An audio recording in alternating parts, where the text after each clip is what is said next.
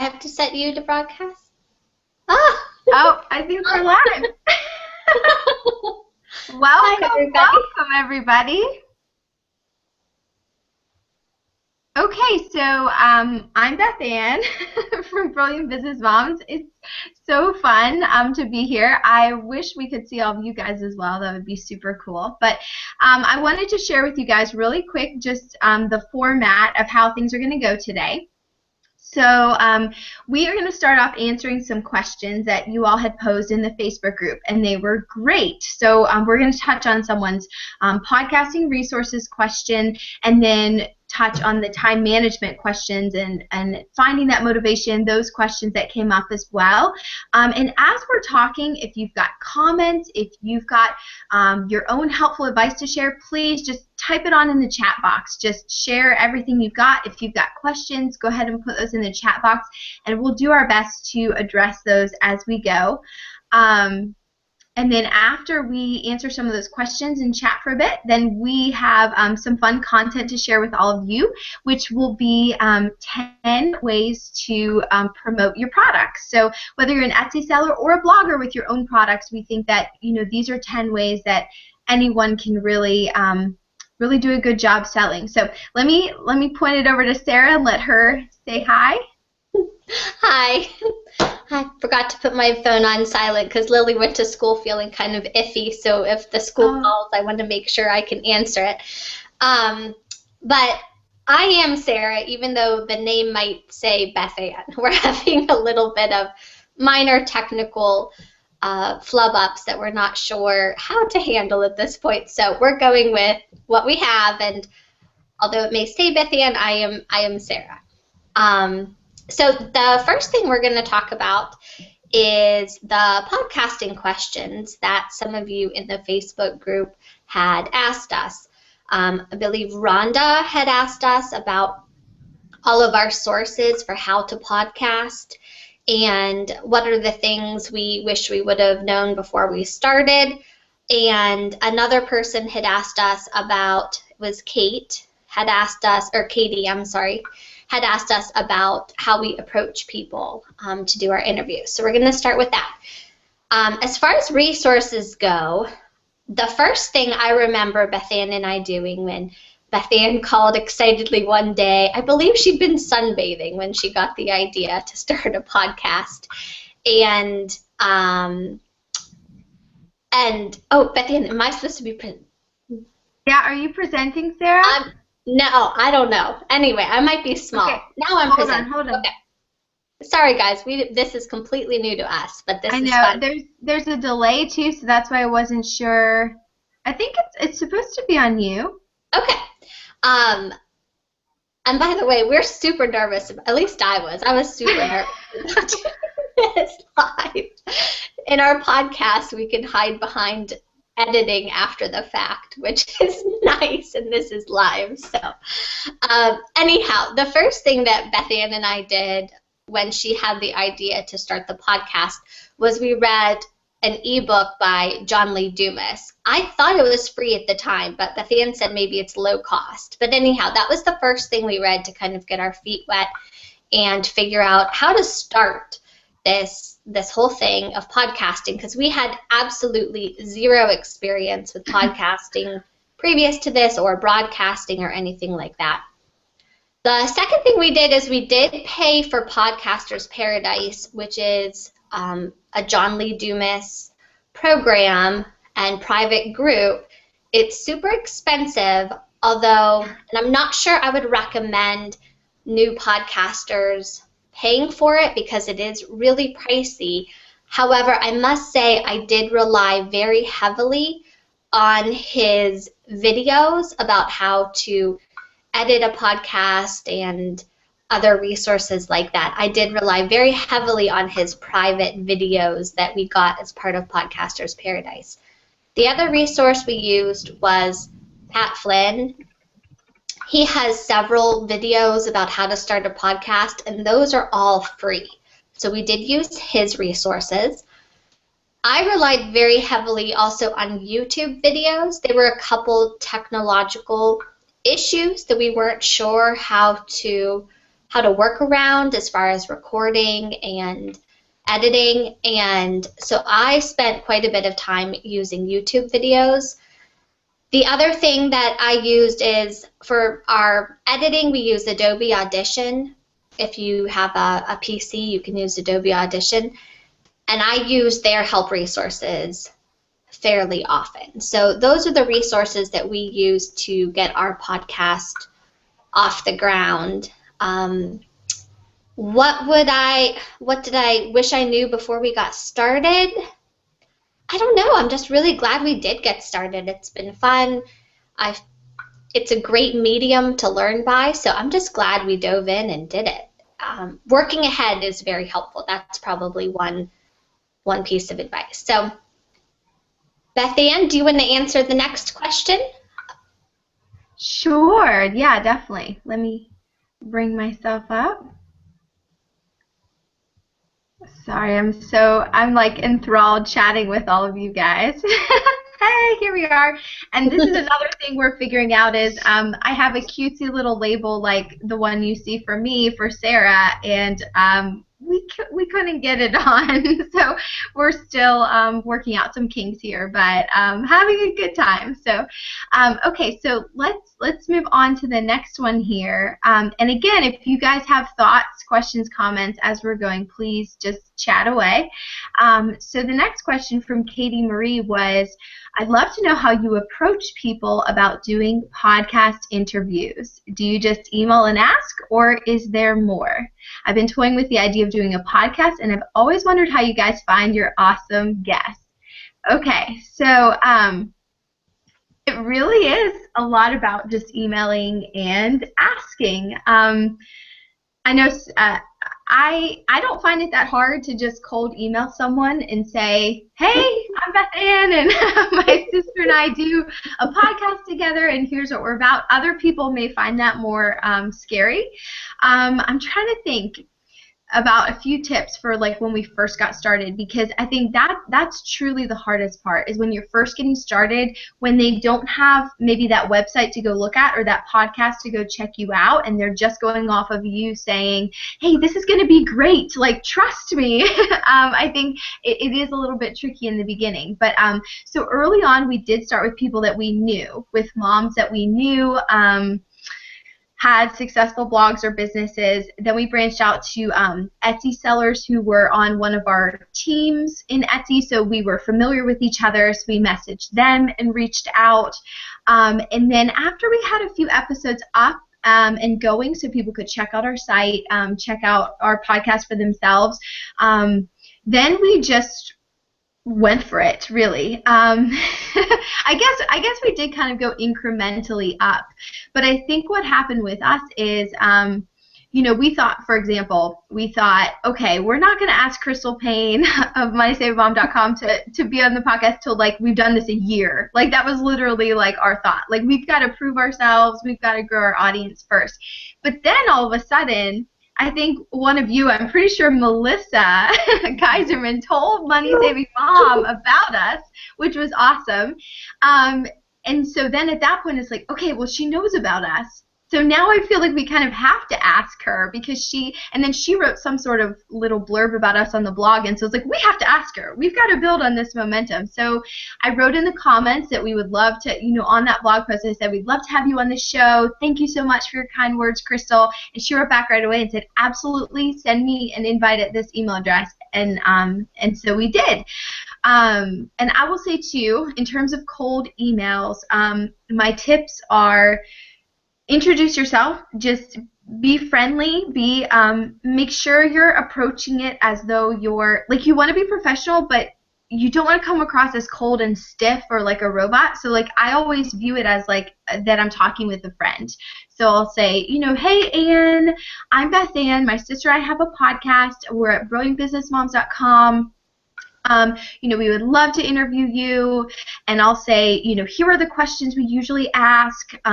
We can do either a 30-minute or a 1-hour time slot to interview you, and I let them know too, like make it as easy as possible for them, like do all the heavy lifting for them, and so then it's just so much easier for them to say yes. So like we'll lay everything out and say like, literally all you have to do is give us your Skype handle, and we'll hop on Skype for 30 minutes, and bam, done. Like, that's all you need to do. And then we also use what's called Schedule Once. It's a scheduling system. And so that way we don't have to go back and forth, 20 emails worth to find a time that works, especially because it's me and Sarah, plus the person we're interviewing. So Schedule Once has been amazing. I want to say, do we pay like $9 a month or something along those? Yeah, something like that to set up our landing page, and you just go right in and say when you're available for people to schedule interviews, and then bam, they just go in, they look at the next month or whatever, and pick a time that works for them. So that's been awesome. I'm looking in here to see if anyone had any questions on this. Yeah, and I would say too, another thing I will do is because some people's inboxes are so busy that they just may not see you. They might not see your email, so I like to follow them on Twitter as well, and I'll tweet at them and say, hey, so-and-so, I just sent you an email because we'd love to have you on our podcast. Check it out. It's coming from brilliantbusinessmoms@gmail.com. So that helps as well. I didn't see any. Okay, I think those are all of our tips there. The other thing too is like I kind of approach it like oh, I love this. Is there anything Pat Flynn isn't a good resource for? This is so true.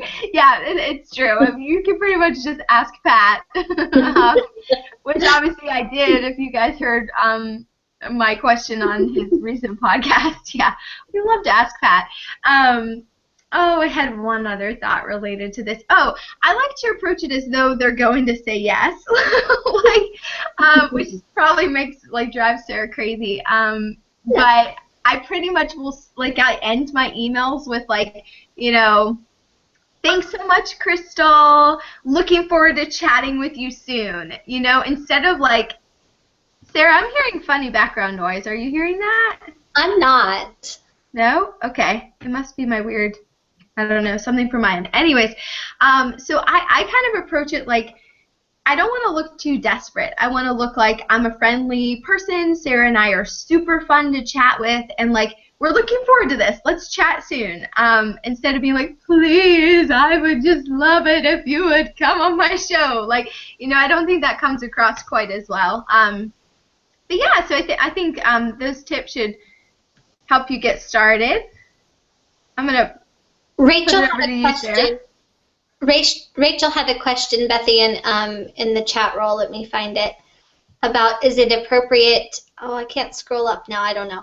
About, correct me if I'm wrong, Rachel, but is it appropriate to ask for more information, I guess? Was that the question? Yeah, I'm seeing it. It says, if your approach to guest post or do a podcast interview, is it fair game to ask for questions or topics ahead of time? Definitely. We have some people that would like us to submit a complete kind of list of questions ahead of time. Some of the bigger names that we have interviewed have asked us specifically for a list of questions. Most people we do fairly off the cuff, although we give them kind of our standard fallback questions. But we certainly never mind if somebody asks us to tell them more specifically what topic we want to cover, because the more prepared we are and the interviewee is, the better interview that everyone has, we have found. So that's definitely legitimate. Rachel. On to the next topic, Beth Ann? Sounds good. Okay. So the next topic, there were quite a few questions in the Facebook group, and I think this is such a common area for questions, especially with us moms, juggling it all. So Victoria had a question about what advice do you have for moms who feel like they only have a little bit of time to devote their business? How do we stay on task? And then Ellen had a question about feeling like she's working too hard sometimes and then not working hard enough. And Rachel also commented about, sometimes having a hard time shutting down and stopping because there's so much more to do, and how do you find that balance? Beth Ann, do you want to go through your thoughts on that first? Sure. Yeah, let me hop on up here.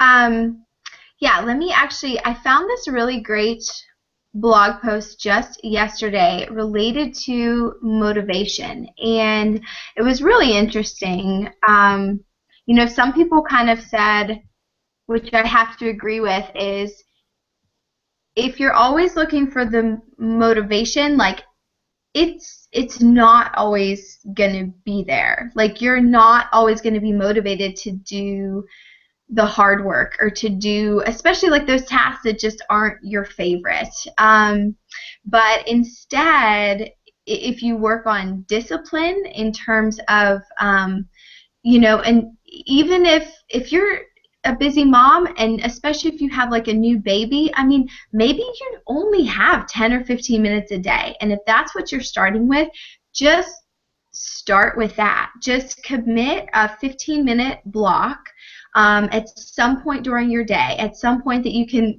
relatively count on. I know though with a new baby, I'm sure it's unpredictable, but if you can just start with that 15 minutes a day, and whatever it is that your main thing is, whether it's, you're working on an Etsy shop, so you feel like you need to keep creating new products, or you're trying to grow a blog, so then writing for 15 minutes a day. Just start with that and develop that little habit, that daily habit of working towards your big goal, and I think that makes a big difference.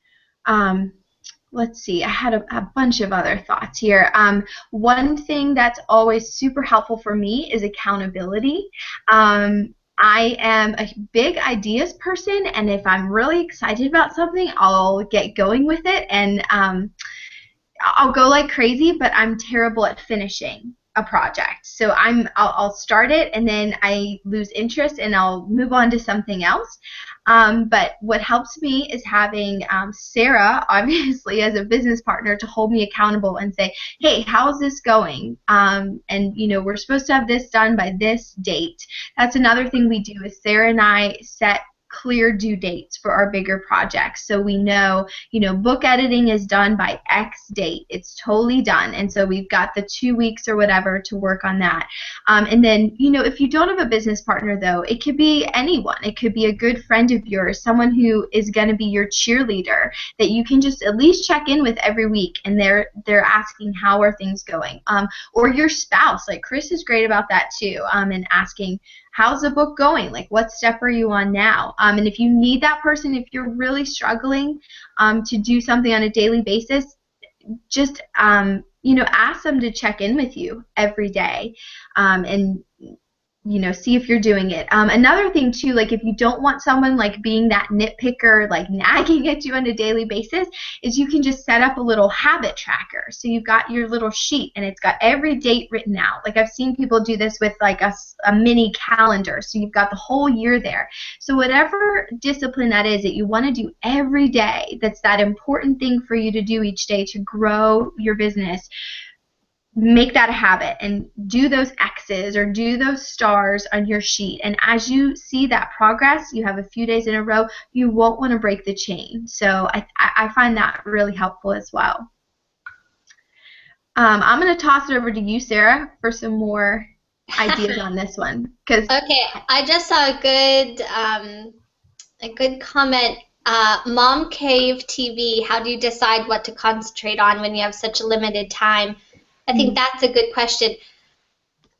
I think it's always like a struggle, that balancing act of figuring out what to do. There's so much to do, and a lot of us have lots of big goals and big dreams, so it's hard to, sometimes it's hard to narrow it down and decide, what we want to pursue. So for me, I definitely try and tackle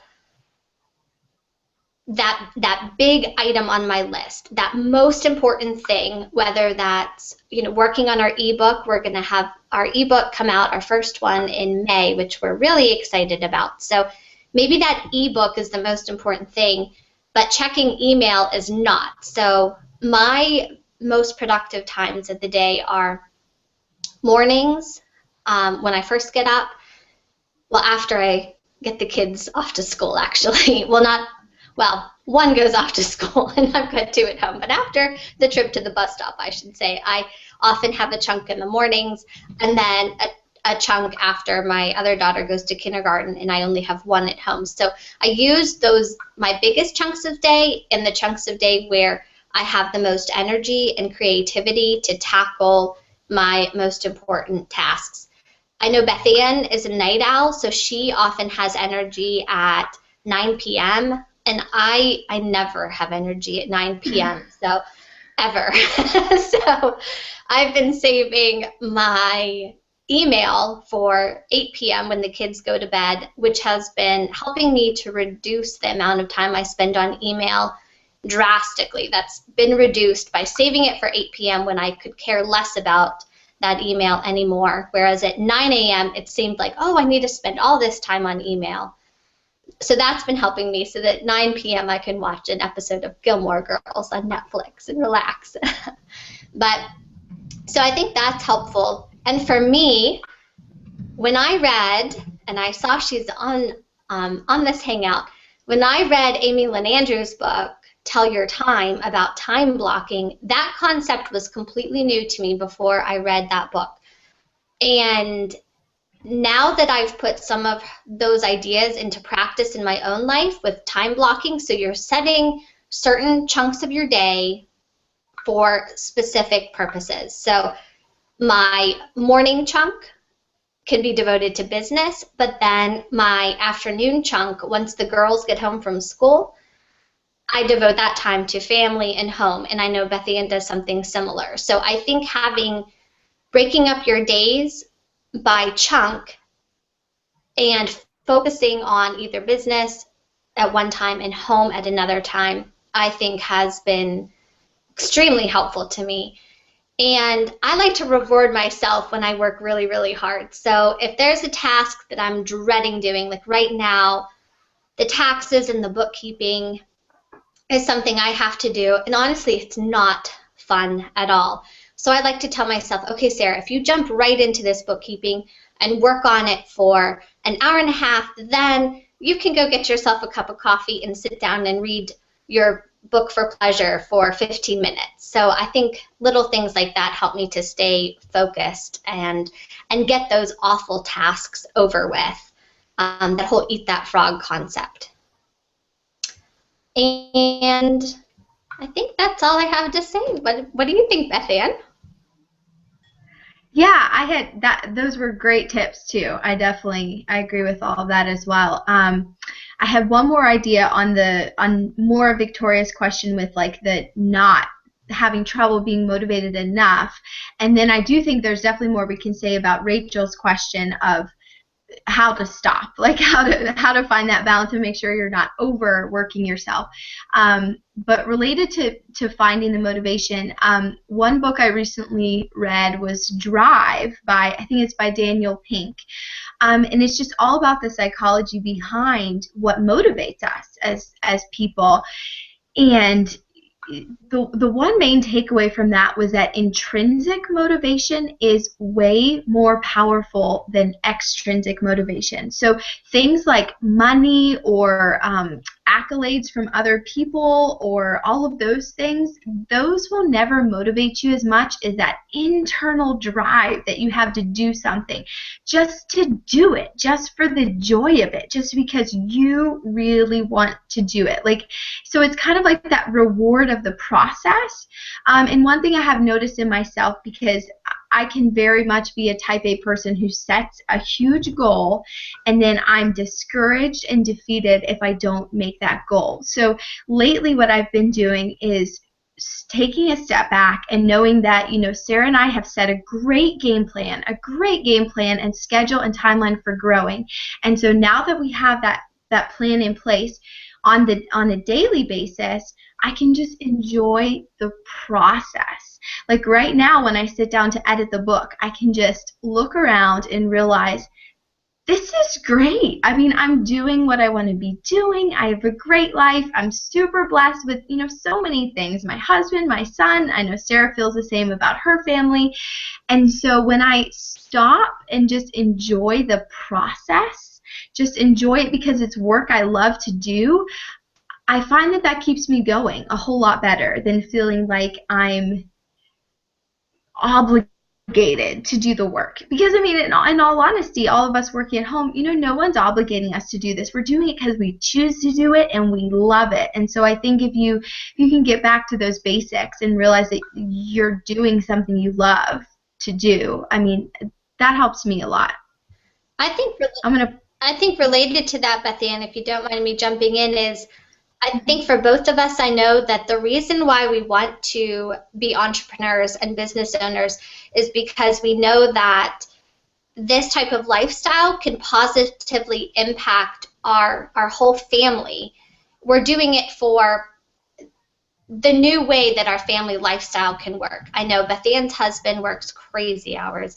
My husband, he's an accountant, so I haven't seen him for 3 months practically, it feels like. So we're doing all of this for the quality of life that our entire family can have, and I think that's definitely very, very motivating. Beth Ann, do we have any more time management thoughts? Let me... Yep. Oh, and the other thing that's motivating for me, at least, I think, is I honestly feel super passionately about helping moms start their own businesses because they're most likely doing it for the quality of life that they can add to their own family situation. So I know that we both feel very passionately about supporting moms in their endeavors and helping them to grow a business that can provide an income for them. I think it's awesome that moms are not taking over the world, but we're really doing awesome things, whether we're at home or we're still working. But moms are really doing awesome things, and I find that very motivating.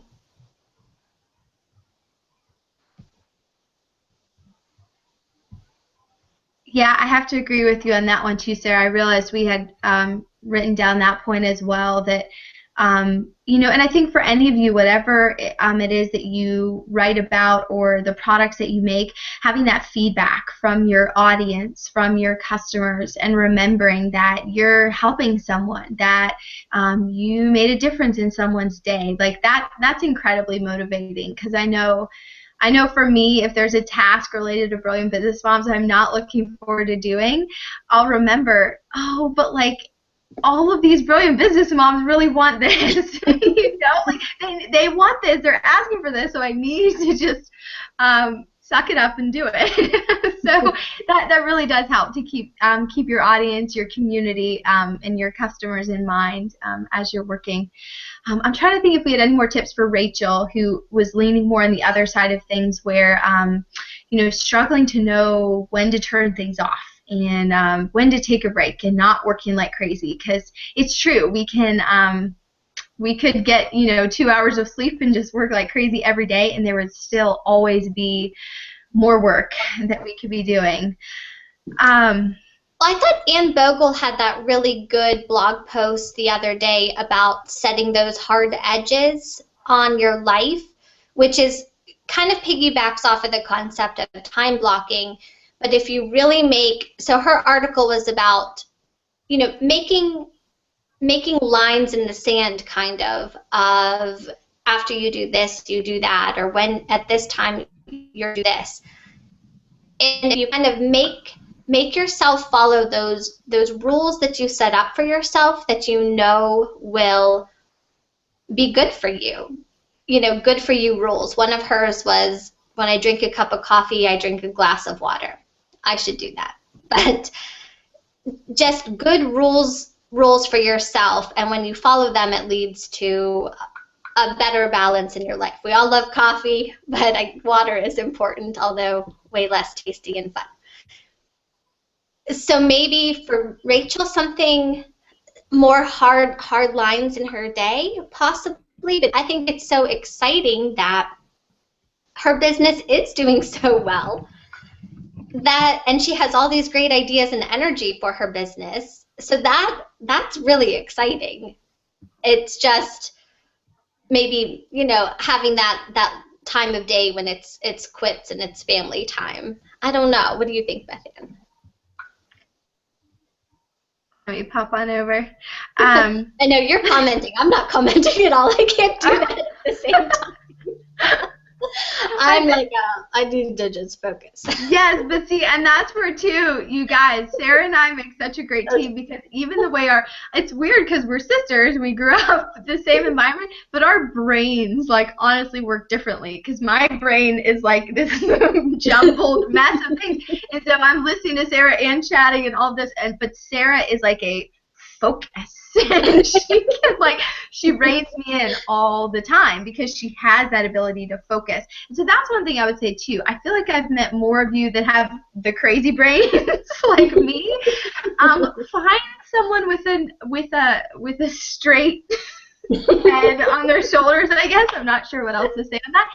Like, for me, Chris is that, and Sarah is that for me. Find someone like that who can help you rein in all of your ideas and focus, because that goes back, I think someone had that question in the group, like, how do you know what to do? How do you know what to focus on, what matters, what's that thing I should be doing every day? Well, that's something that, take all the information in front of you and talk to those trusted people, whether they're in the business or not. Just talk to those trusted people who know you, who know your big picture goals and plans and dreams, and then figure out from them. Like, if you have 20 ideas, lay them all out there, and I think that having those level-headed people will give you that focus and that ability to have a plan. And that, that relates to Rachel's question of, like, how do I know, like, when to quit and I can always be doing more.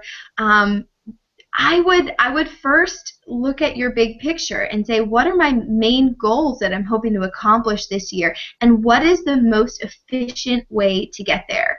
For example, we could always do more social media, and you always hear about, okay, the more I'm on social media, then the more I can grow my following, and then the more customers and the more everything else.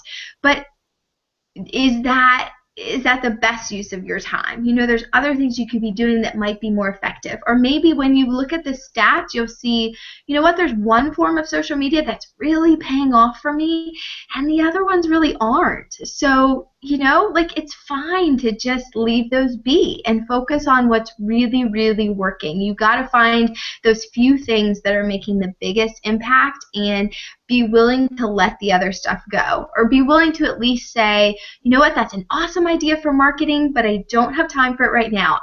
One thing I do is like, if it's an awesome idea, I'll save it in my Evernote, I'll tag it, and later on I may have time for that. But yeah, there's no way for us to do everything.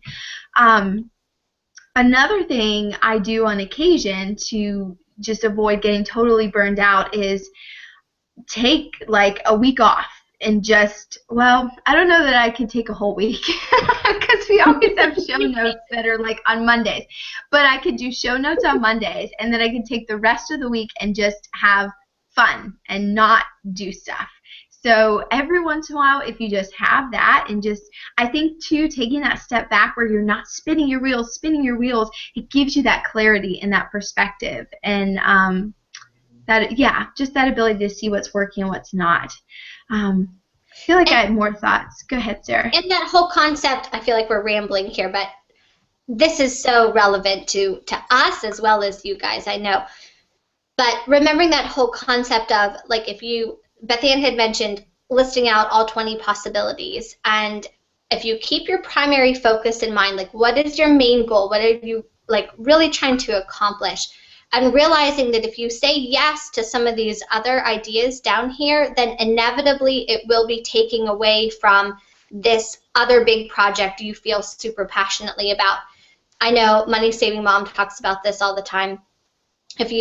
By saying yes to one thing, you are by default saying no to something else. So just make sure you're saying yes to what you really want to be saying yes to.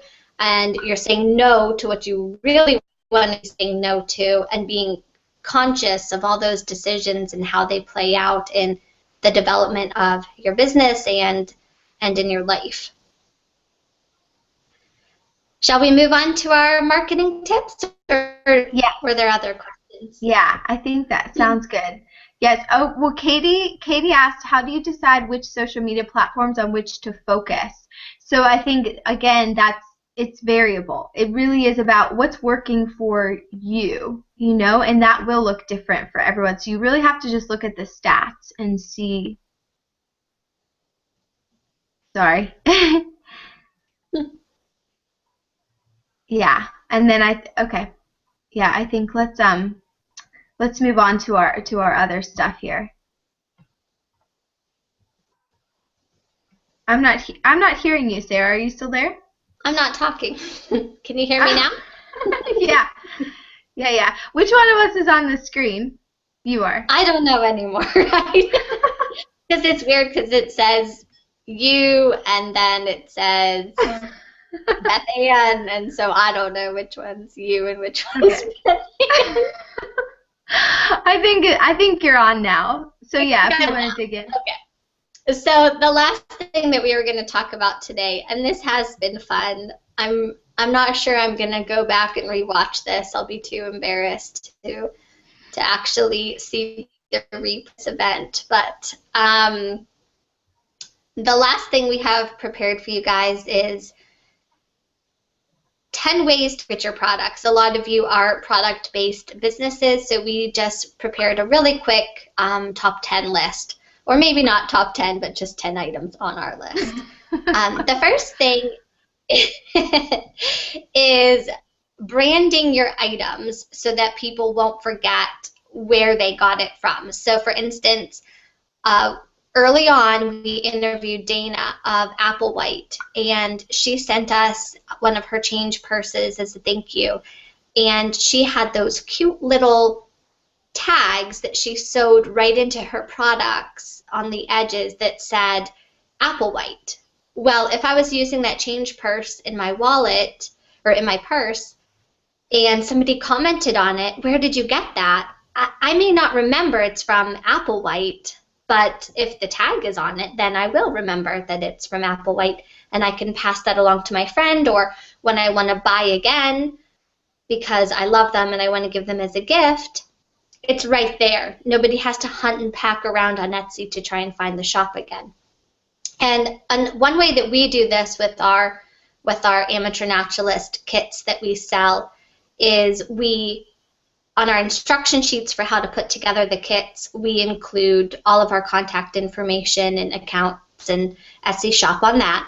But we also include a magnet with each purchase. So I don't know where I heard this, but business cards, we do include business cards, but they get thrown away pretty easily. But a magnet, a lot of people, if they get a magnet with their package, they keep it. They put it on somewhere. So that won't get tossed in the garbage, and we include that with each order. It's just basically our business card in a magnet form from Vistaprint. So just make sure it's much easier to get repeat business from a happy customer than it is to find a brand new customer. So keep that in mind and try and pull back in customers that you've already won them once.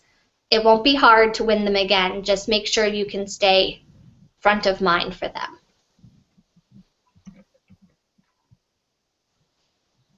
Beth Ann, do you want to do number 2? Yeah. All right, so tip number 2 is, and this is also related to getting those repeat customers, which I have to say, I think just a real quick thing to remember here is it's easier to get a repeat customer than to get a new customer. And so we spend all this time on social media, which is okay, but don't forget about those customers you've already gotten who are happy with what they purchased and who would love to come back again.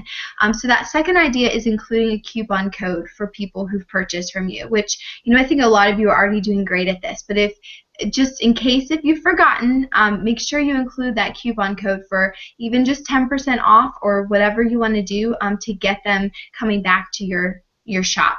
And I think this is especially true for, I know a lot of you will sell on the group deal sites such as Jane.com. Well, if you include that coupon code, then that gets them off of Jane and onto your own Etsy shop to buy from you again.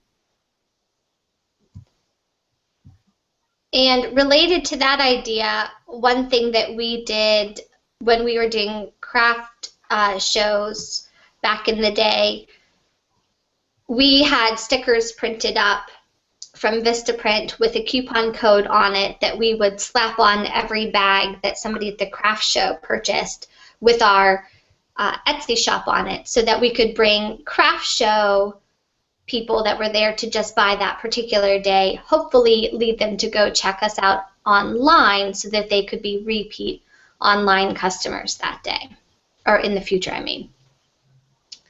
Number 3, to keep those repeat customers coming, and this is a tip from Rachel. She said, of Can Do Kiddo, she said that she put a handwritten thank you note in every sale, which is always an excellent idea. And it says, thank you for your order. If you're happy with your purchase, please consider leaving a review in my Etsy shop to help others shop with confidence. And we thought that was a fantastic tip by Rachel of Can Do Kiddo, because it is true, those Etsy ratings do help others to be confident in their purchase. I must admit, I'm hesitant to buy from a shop that has like 2 sales. You need to get those first couple sales under your belt and get those good ratings under your belt, and then that'll help you to encourage future sales.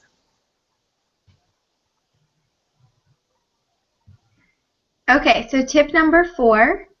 And let me say real quick with things like the coupon code, or well, I guess it's harder to solicit reviews for a book on Amazon, but the coupon code idea, this is if you have a digital product as well, do the same thing. If you have more than one product, then give them that coupon code to buy one of your other products. I think that's a great idea. It's not just for people on Etsy.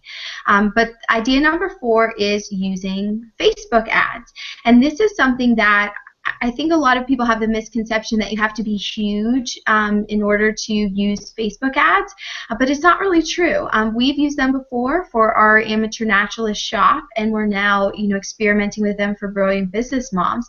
But the thing is, you'll hear a lot of people talk about how, get your retargeting pixel on your website, and then you target those visitors with an ad, which is awesome, but as an Etsy seller, obviously you can't use a retargeting pixel. Well, there's a way that you can still get a really targeted audience on Facebook, and this is by uploading the email addresses of your customers, and you can turn that into an audience on Facebook. And the thing is, whether they're on your, let's say your MailChimp email list or whatever, they're customers, and you have this list, and you can put them on Facebook the same way, someone who visits our website didn't say, yes, I'm consenting to you to retarget me on Facebook. Like, you just have that in your disclosures. But so I think the same thing is true. And then from there, let's say you only have like 10 people or 30 people or whatever it is, you can tell Facebook, create a lookalike audience from this group of people. And so then Facebook will go out and find you a million other people that you can show your ad to who have similar tastes and interests and demographics to that group that you uploaded.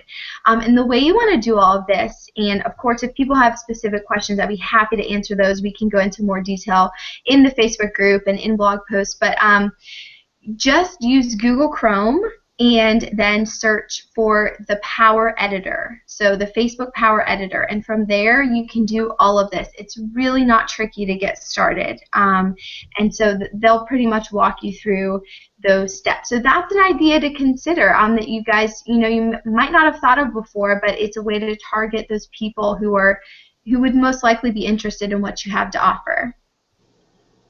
Okay, and then I'm going to look in here and see if we've got any questions going on.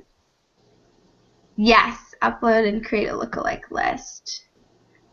Okay, then idea number 6 is to do an Instagram loop giveaway, and I'm super excited. Coming up here in just a week or two, we're having Beth Newitt on our show of Handcrafted Affairs, and she does loop giveaways all the time on Instagram. But you know, one of the ways you can do it is just reach out to other sellers who are also in your niche, or other bloggers who are in your niche, and you just create a great collection of items that fits well together.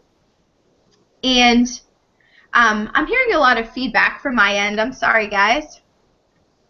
I don't hear it on my end. Yeah, that's interesting. I don't know if they are or not, though. Okay.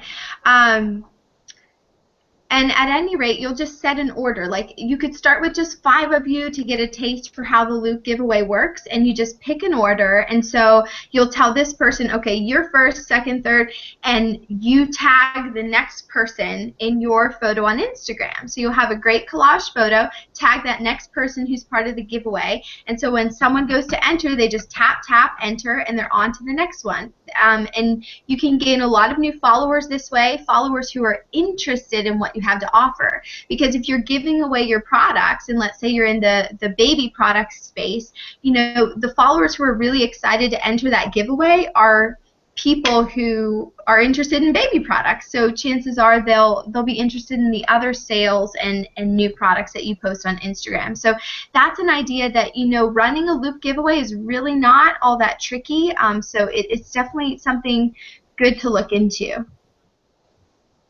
And related to then the loop giveaways, where you're teaming up with people that are in a similar niche as you. And so that's another one of our marketing tips here. Find related people in your niche, an Etsy group, form a Facebook group, form some sort of tribe. It doesn't matter if you're a blogger or an Etsy seller. You can create a like-minded community, and you can leverage the power of each other's audiences to help encourage and promote everybody on social media. You can make an agreement to share about each other so many times. The idea is definitely to find somebody in your related niche, because you want to partner with other people who has an audience that would be similar to your audience. For instance, we probably wouldn't want to pair up with a male-dominated DIY blog for our brilliant business moms. That wouldn't make a lot of sense. So find like-minded people and help to promote and share each other. Another thing that you can do is to reach out to bloggers and give them some free product in exchange for an honest review.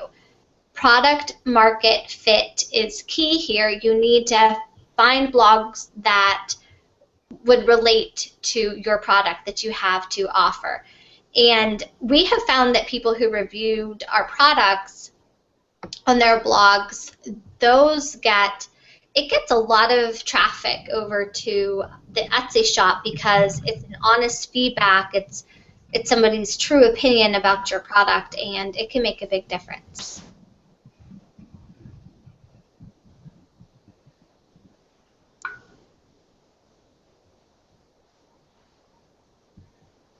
Okay, sorry. I was chatting in the chat box. I am curious to ask, I think we have a few bloggers in the chat who are have quite large audiences. So if you guys have thoughts on, you know, when someone reaches out to you and says, hey, I have a great product, I think it'd be a great fit for your audience, would you, you know, want it for free and to do a review? How does that feel to you? Because my thinking is, if the product is a good fit for my blog, then I'm all over it, and it wouldn't matter to me if I had huge traffic numbers. But I'm wondering if a blogger with huge traffic numbers gets so inundated with those that they're just saying, like, no, I'll write a review, but you have to pay me $500 to do it because I'm super busy and I'm in demand. So I'm curious to hear if anyone has any thoughts on that, to share those in the chat box. I just saw a question, Beth Ann, from somebody about downloading Etsy emails for the Facebook retargeting or Facebook lookalike ads. And no, I don't think there is a way to download your emails from Etsy. The way we've compiled email lists from Etsy manually. From each order, you do get their actual email address, and we've compiled lists manually before of email addresses. It's time consuming, but maybe somebody out there knows a way to download email addresses from Etsy. I'm not aware of one. Yeah, that's exactly right. And just to clarify too, we're not emailing those people because they didn't consent. Like if someone didn't consent to our email list, we know that's against the law. Don't email them. But we do the Facebook ads to those people because it's the same principle as the retargeting pixel on any other website. So it's just kind of a workaround for Etsy. Okay, let's. Melissa just said that you can download it from there. They have a CSV download on Etsy for orders, and it looks like the email addresses are one of the columns in the Excel file that you can download. So maybe it's a lot easier. And yes, Melissa, I would bet that since we're not emailing the people, and like you said, abiding by the ICANN rules is very important, but since they aren't being emailed, I would think that the Etsy privacy, if it abides by that, I think it would work. But that's just my 2 cents.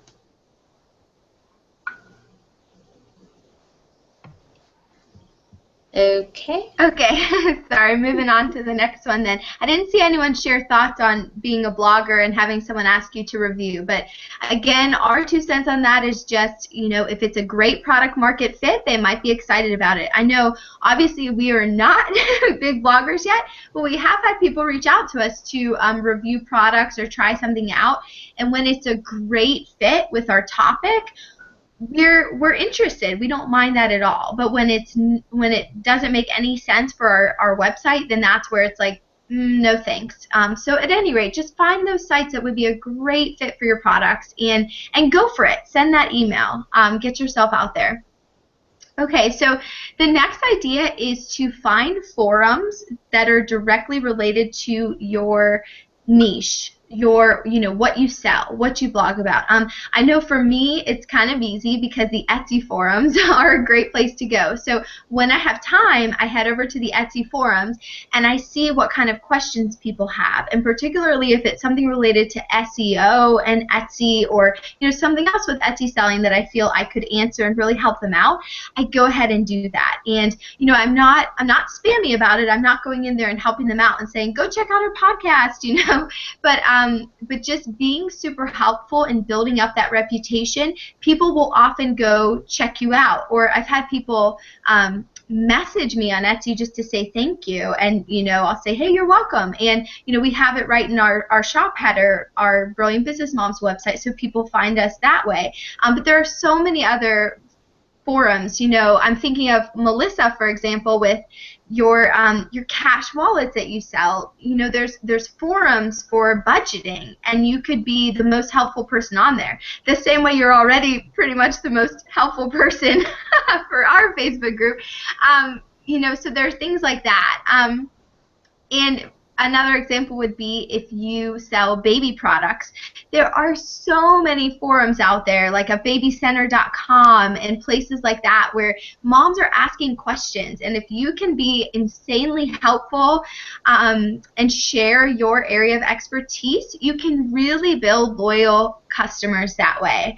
And it might feel like hard work, but on the other hand, you're getting to know your customers in a more personal way, and in a lot of ways I think it's so much better than like, oh, let me just send 50 tweets out there and hope someone sees it. You know what I mean? So you are earning those customers one at a time, but it can really it can really be worth it.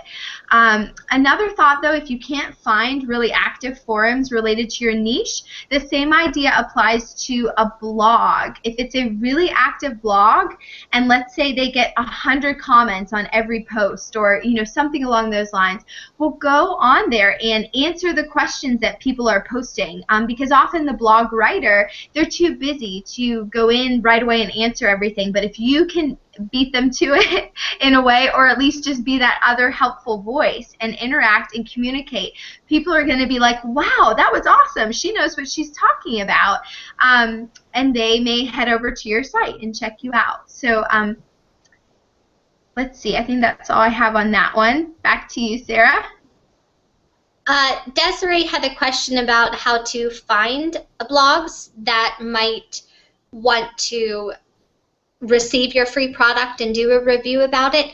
And my recommendation would be to go to Pinterest and find maybe similar products, or find bloggers that are blogging about a topic. We keep going back to this baby products thing. So using Pinterest to find bloggers who are pinning about baby-related stuff or family-related stuff, and then contacting them individually to see if they're interested in reviewing your product.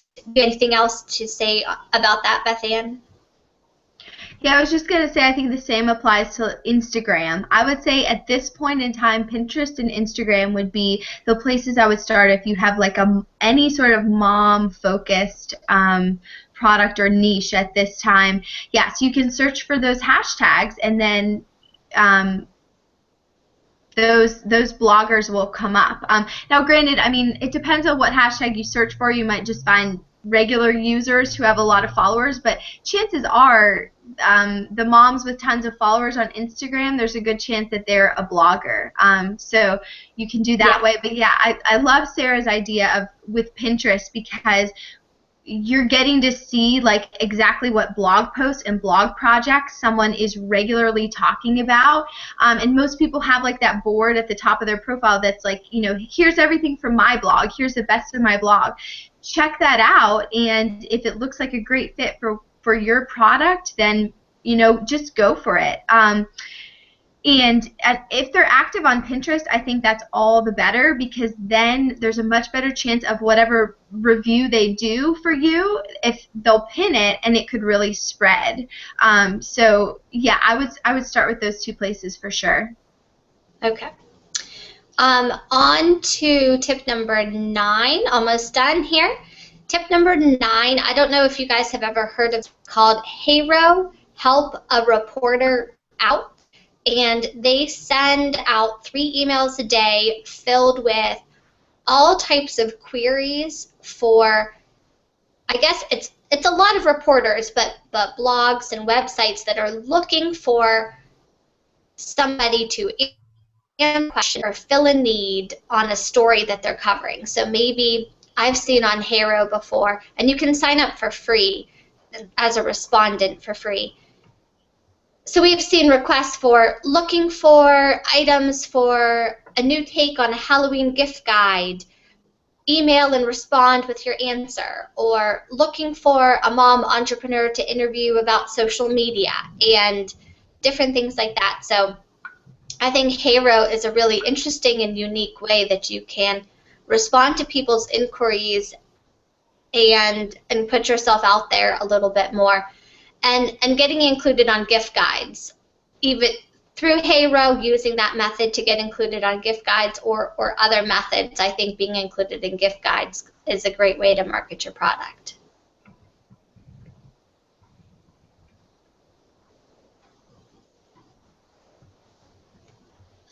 Sorry, just switching back here. I thought Melissa had a great comment too, which was if you search giveaways, and let's see what else she said. So if you just Google giveaways and your niche, then you can find the bloggers that are hosting giveaways related to your product, like baby giveaway, whatever the case is, and knitted hat giveaway, and then you can see who's doing that stuff.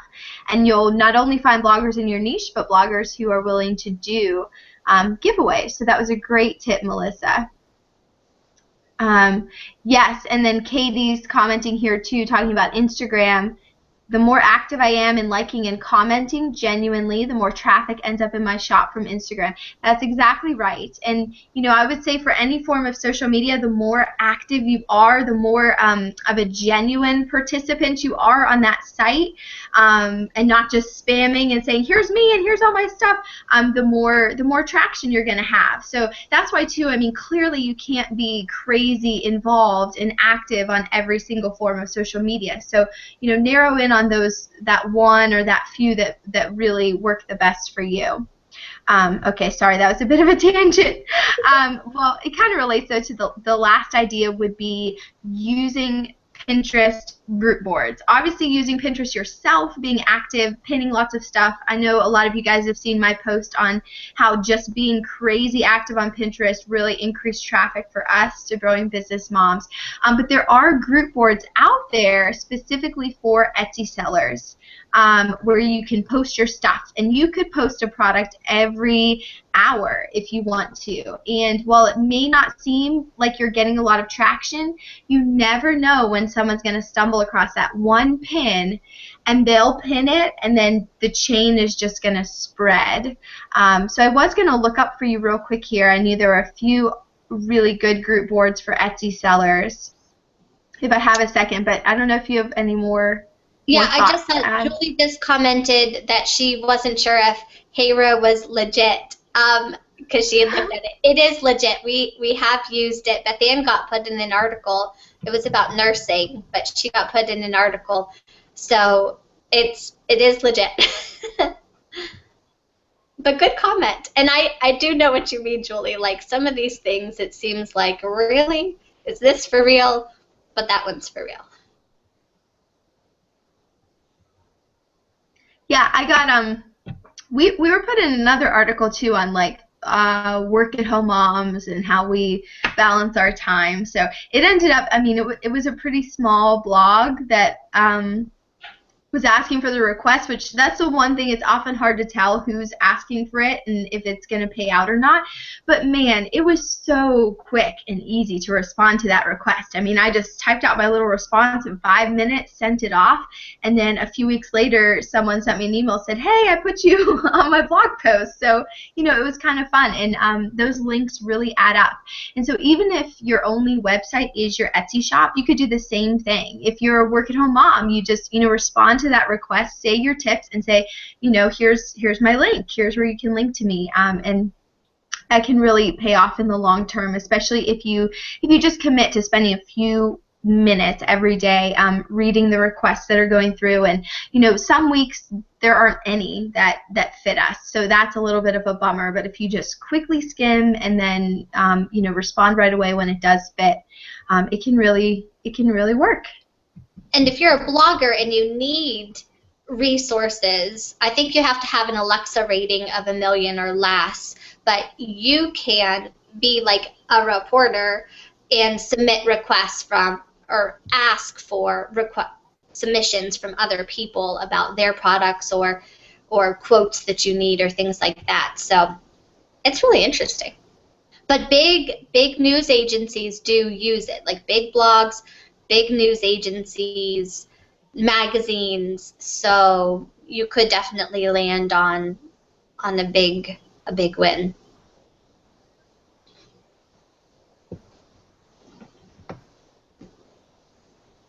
Are you looking for the Pinterest boards? Yes, I'm looking for a few boards that we can link here to help you guys get started. I know we're on a few that are just for Etsy sellers. Oh, shoot, my window just came down. Hold on. Is anyone else chatting?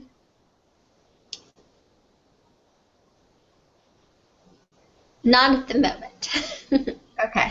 Everyone's seller pin. Okay, hold on. I got it.